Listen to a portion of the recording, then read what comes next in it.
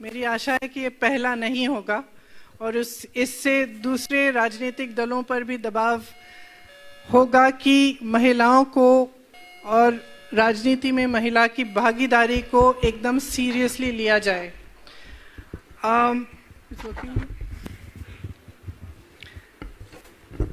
देखिए, दृढ़ निश्चय, सक्षमता, शक्ति, ये महिला के सहज गुण होते हैं।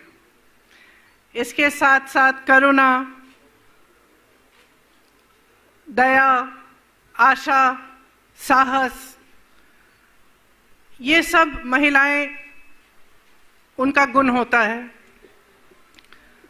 हम चाहते हैं कि ये गुण राजनीति में भी प्रकट हो। इसके बारे में आपको हमने पहले बताया कि हमने इसीलिए 40% भागीदारी महिलाओं को इसलिए दी ताकि उनकी जो सशक्तिकरण की बात है वो सिर्फ कागज पे न रहे। आज तक जो महिलाओं की सशक्तिकरण की बात होती है वो ज़्यादातर पब्लिसिटी और कागज़ों में और चुनाव के समय, इलेक्शन के समय ऊपर आती है, उभरती है। जब महिला राजनीति में पूरी तरह से भागीदार बनेगी तब उसका ट्रांसलेशन सिर्फ पब्लिसिटी, सिर्फ कागजी बातों, सिर्फ ऐलानों से जाकर एक्चुअली ज़मीन पे होगा। इसकी शुरुआत पंचायती राज में कांग्रेस पार्टी द्वारा जो 33% आरक्षण था उससे इसकी शुरुआत हुई। कांग्रेस पार्टी ने देश को पहली महिला प्रधानमंत्री दी। उत्तर प्रदेश में सुचेता कृपलानी जी यहाँ की पहली महिला मुख्यमंत्री भी रही, वो भी कांग्रेस पार्टी की थी। हमारे देश में महिला प्रधानमंत्री तब बनी जब दूसरे विदेश में और पूरे दुनिया भर में बहुत कम महिलाओं की राजनीति में उस स्तर पर भागीदारी होती थी। आज जाकर अमेरिका में एक महिला वाइस प्रेसिडेंट पहली बार बनी है कुछ सालों पहले, और हमारे देश में एक महिला प्रधानमंत्री बहुत समय पहले बनी थी। ये कांग्रेस पार्टी की सोच थी। इसी सोच को आगे लेते हुए, आगे बढ़ाते हुए हमने ये एक महिला घोषणा पत्र बनाया है जिसमें हम ये कहना चाहते हैं कि हम महिलाओं को सचमुच सशक्त बनाना चाहते हैं। महिलाओं को सचमुच सशक्त बनाने के लिए हमें एक ऐसा वातावरण बनाना पड़ेगा जहाँ पे महिलाओं की अभिव्यक्ति बंधनों को तोड़ सके, जो एकदम महिलाओं को अपना पूरा फ्रीडम ऑफ चॉइस मिले, अपनी पूरी भागीदारी मिले राजनीति में, समाज में इस तरह की भागीदारी मिले जिससे उनका अत्याचार बंद हो, उनका शोषण बंद हो। जहाँ जहाँ मैं जाती हूँ, खास तौर से उत्तर प्रदेश में मैंने देखा है कि बहुत शोषण होता है महिलाओं का और वह लड़ रही हैं। ये बात नहीं है, ये महिलाओं की लड़ने की बात ये पहली बार हम नहीं कर रहे हैं, ये आपसे ही उभरी है। और यहाँ पे जो हमने 2 सालों से जो काम मैंने यहाँ किया और मैंने देखा कि जहाँ जहाँ मैं गई वहाँ पे महिलाएं अपने हकों के लिए लड़ रही हैं। खास तौर से जो नौजवान महिला है वो सहना नहीं चाहती है, वो सहने में कोई उसके का ग्लोरिफिकेशन नहीं होना चाहिए। वह अपने हक के लिए आज लड़ने को तैयार है और लड़ेगी। उस भावना से हमने ये घोषणा पत्र बनाया है ताकि लड़ने में हम मदद करें, समर्थन दें और महिलाओं को हम पूरी तरह से सशक्त बनाएं। इसको हमने 6 हिस्सों में बांटा है: स्वाभिमान, स्वावलंबन, शिक्षा, सम्मान, सुरक्षा और सेहत।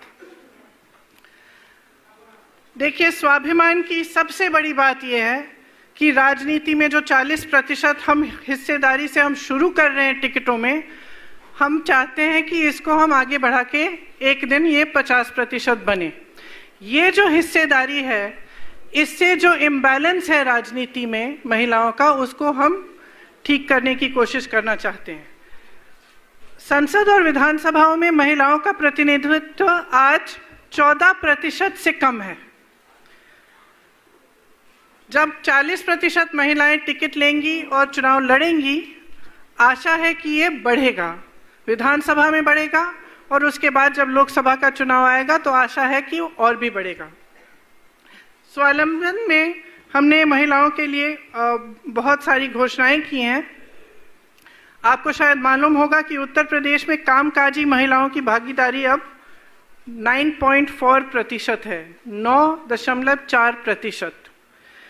हमने इसमें घोषणा पत्र में ये घोषणा की है कि नए सरकारी पदों में आरक्षण प्रावधानों के अनुसार 40% महिलाओं को नियुक्ति होगी। इसका मतलब है कि जो हमने घोषणा की कि हम 20 लाख रोजगार दिलवाएंगे, उसमें से 8 लाख रोजगार महिलाओं के लिए होंगे। 50% तक महिलाओं को नौकरी देने वाले व्यवसायों को कर में छूट और सहायता मिलेगी। महिलाओं द्वारा संचालित छोटे व्यवसायों को सस्ता ऋणों और टैक्स रिफंड हेतु फंड मिलेंगे। कामकाजी महिलाओं के लिए 25 शहरों में सुरक्षित और नवीनतम सुविधाओं वाले छात्रावास बनाए जाएंगे उनके लिए। ग्रामीण और कुटीर क्षेत्र में महिलाओं का सशक्तिकरण होना चाहिए। उसके लिए आंगनबाड़ी कार्यकर्ताओं और आशा बहुओं के लिए 10,000 रुपये का न्यूनतम मानदेय मिलेगा। सहायता समूह को 4% इंटरेस्ट रेट पर ऋण। मनरेगा में महिलाओं को प्राथमिकता, 40% कार्यों में आरक्षण मिलेगा। राज्य में राशन की 50% दुकानों का प्रबंध और संचालन महिलाओं द्वारा किया जाएगा। शिक्षा के लिए जो शैक्षिक सशक्तिकरण है, उसके लिए हम कुछ कदम उठाना चाहते हैं। जैसे मैंने पहले भी कहा अपने भाषणों में, 10+2 में प्रत्येक लड़कियों के लिए स्मार्टफोन दिया जाएगा। आप जानते हैं, कल ही मैं एक छात्रा से बात कर रही थी, वो मुझे बता रही थी कि कोरोना के दौरान सबसे बड़ी संकट उनको जो आई कि जो ऑनलाइन शिक्षा थी वो कर नहीं पाई क्योंकि उनके पास स्मार्टफोन नहीं थे। तो आज स्मार्टफोन शिक्षा का माध्यम बन गया है और सुरक्षा का माध्यम भी है। हाँ, आपको नहीं। अच्छा, सॉरी। तो 10+2 की छात्राओं को स्मार्टफोन मिलेगा। जैसे मैं कह रही थी, ऑनलाइन शिक्षा में सुविधा मिलती है और सुरक्षा के लिए भी ये बहुत महत्वपूर्ण बन गया है। इसी तरह से स्नातक में जो नामांकित प्रत्येक लड़कियों को स्कूटी मिलेगी। राज्य भर में वीरांगनाओं के नाम पर 75 दक्षता विद्यालय शुरू किए जाएंगे। ये हर जिले में होंगे। इसमें महिलाओं को दक्षता के लिए प्रशिक्षण और तरह तरह की ऐसी चीज़ें सिखाई जाएंगी जिससे वे सशक्त बन पाएं। महिलाओं पर केंद्रित विशेष रोजगार की एक्सचेंज बनाई जाएगी। राज्य भर में महिलाओं द्वारा प्रबंधित और संचालित संध्या विद्यालय भी होंगे। खासतौर से ये जो अर्बन सेंटर्स हैं और शहरों में हैं, ये यहाँ लगवाए जाएंगे जहाँ पर महिलाएं शाम को आकर पढ़ाई कर सकेंगी और इनके लिए जो सुरक्षा की सुविधाएं हैं उनको हम अच्छी तरह से बनवाएंगे। आपको शायद पता होगा कि कोरोना के कारण माध्यमिक स्तर की 1 करोड़ छात्राओं ने शिक्षा छोड़ी यूपी में। 2014 में शिक्षा के बजट में लगातार कटौती हुई है। 2014 के बाद से बेटी बचाओ बेटी पढ़ाओ का 60% बजट सिर्फ विज्ञापनों में खर्च किया गया है।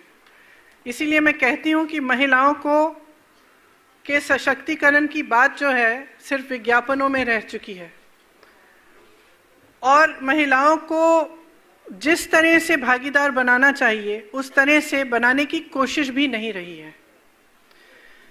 ये इसलिए कि सब राजनीतिक दल ये पहचानते हैं कि अगर इस देश की सारी महिलाएं अपनी शक्ति को पहचानें और उस शक्ति को एक राजनीतिक शक्ति में बदल दें तो ये देश बदल सकता है।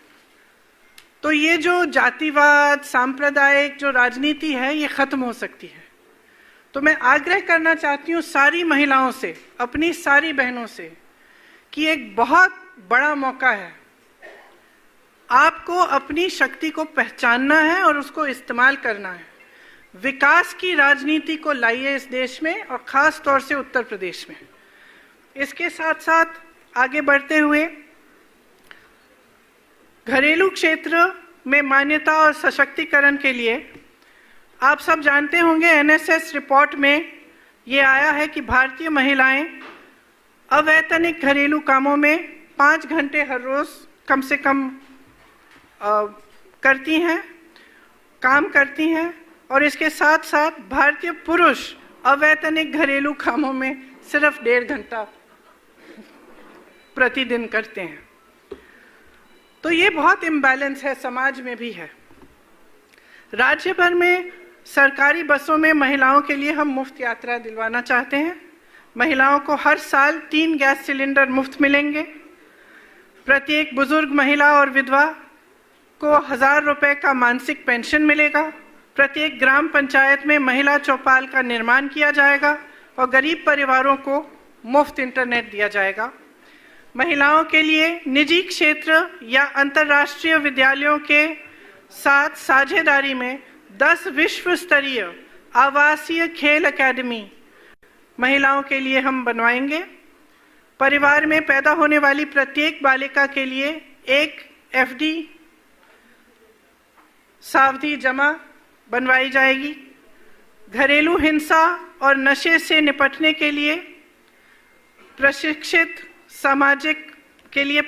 सामाजिक कार्यकर्ता की नई योजना बनेगी, जिससे जिन महिलाओं को घरेलू हिंसा का सामना करना पड़ता है उन्हें समर्थन मिले। उनके लिए एक पॉइंट हो जहां वो जा सकती हैं, मदद मांग सकती हैं, जहां पे दूसरी महिलाएं उनको ठीक तरह से समझा सकती हैं और जो उनके हक हैं उनसे अवगत कर सकती हैं, और उनके जो अधिकार हैं और जो लीगल टर्म्स हैं। सुरक्षा के लिए मुझे कहने की ज़रूरत ही नहीं है, शायद सबको मालूम है कि उत्तर प्रदेश में महिलाओं की सुरक्षा की क्या हालात है। यहाँ पे एक ऐसा दिन नहीं बीतता जहाँ कोई महिला मेरे पास आती है और मुझे कहती है कि उसके साथ कितना अत्याचार हुआ है और कितना शोषण हुआ है। एक दिन नहीं बीतता, हर रोज कोई ना कोई आके कहता है कि मेरे साथ ये हुआ है। न प्रशासन से मदद मिल रही है, न पुलिस से मिल रही है, और अधिकतर केसेस में हमने देखा है कि प्रशासन और पुलिस मदद अपराधियों की करती है, क्योंकि अपराधी ज्यादातर सत्ताधारी होता है या फिर जो सत्ता में है उनके साथ उनका कोई रिलेशनशिप होता है या उनकी जान पहचान के होते हैं। तो हमने बार बार ये देखा है। तो हम चाहते हैं कि महिला सुरक्षा के लिए कुछ ऐसे स्टेप्स लिए जाएं जिससे ये चीज़ें, इनमें सख्ती आए। उसके लिए पुलिस बल में 25% महिलाओं को नौकरियां देने का हमने घोषणा की है, और हर थाने में महिला कांस्टेबल होनी चाहिए। बलात्कार जैसे अपराध की शिकायत के 10 दिन में यदि अत्याचार अधिनियम की धारा 4 का पालन न हो तो अधिकारी के निलंबन का एक कानून बनाया जाएगा, क्योंकि हमने ज़्यादातर केस ऐसे देखे हैं जहां पे एफआईआर दर्ज नहीं किया जा रहा है क्योंकि साठगांठ होती है, या फिर जैसे मैंने कहा जिसने अत्याचार किया है उसका सत्ता के साथ कोई एक्सेस होता है तो पुलिस एफआईआर दर्ज नहीं करती। तो इसमें हम चाहते हैं कि एक कानून बनाया जाए कि ऐसे केसेस जो हैं इसमें अगर किसी ने एफआईआर दर्ज नहीं किया तो उसके खिलाफ कार्रवाई की जाएगी। घरेलू हिंसा और नशे के लिए मैंने पहले ही कहा। सुरक्षा के लिए और विशेष अधिकार प्राप्त आयोग का गठन, जिसमें 6 महिलाएं होंगी, 2 न्यायाधीश, 2 सामाजिक कार्यकर्ता और 2 सरकारी अधिकारी। यह पीड़िता और परिवार के आरोपी या प्रशासन द्वारा शोषण और डराने धमकाने जैसे मामलों में कार्रवाई करेंगी। हर जिले में महिला पीड़ितों के लिए मुफ्त कानूनी सहायता हेतु 3 सदस्यीय विशेष कानूनी प्रकोष्ठ का गठन किया जाएगा। तो हर जिला में एक ऐसा प्रकोष्ठ होगा, हर जिले में, जहां आपको कानूनी सहायता मुफ्त मिल सके और आपको कानूनी सलाह मिल सके अगर आप पर इस तरह के अत्याचार किए गए हैं। सेहत के लिए जैसे हमने पहले भी ऐलान किया है, कोई भी बीमारी हो तो 10 लाख रुपए तक सरकारी इलाज मुफ्त किया जाएगा। इसके साथ साथ ग्रामीण और शहरी क्षेत्रों में नए स्वास्थ्य केंद्र खोले जाएंगे। पीएचसी और सीएचसी को मजबूत किया जाने के लिए अस्पतालों, विश्वविद्यालयों और विद्यालयों में मासिक धर्म से संबंधित वस्तुओं और दवाओं की मुफ्त आपूर्ति होगी।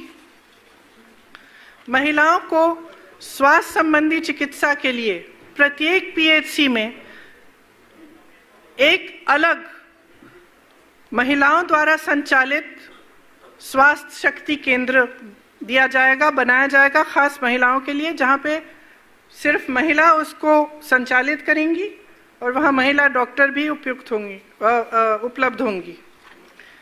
तो ये स्वास्थ्य के लिए थी। ये मोटी मोटी है जो हमने पॉइंट्स हमने अपनी घोषणा पत्र में डाले हैं, लेकिन इससे ज़्यादा भी बहुत सारी ऐसी, ये हमारा घोषणा पत्र है। अच्छा,